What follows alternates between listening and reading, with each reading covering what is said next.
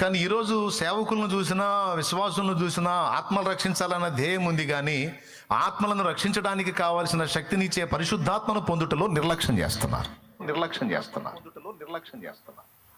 నీళ్లు లేని పైరు ఎట్లా పచ్చగా ఉంటుంది? పచ్చగా వర్ధిల్లని పైరు ఎలా పంటనిస్తుంది? మంచి పంట చేతికి రావాలంటే పైరు పచ్చగా ఉండాలి, పచ్చగా ఉండాలి, నీరు ఉండాలి కదా.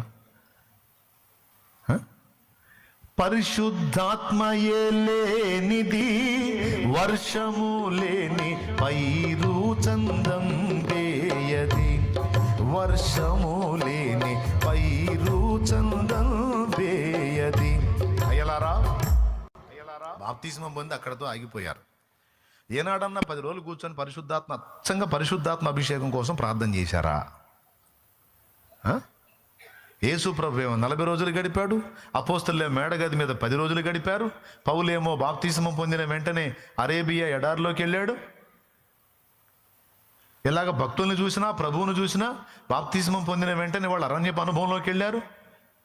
యేసు ప్రభుకి బాప్తిస్మం ఇచ్చిన యోహాను సైతం అరణ్య అనుభవంలో దేవుని వాక్కు పొందాడు.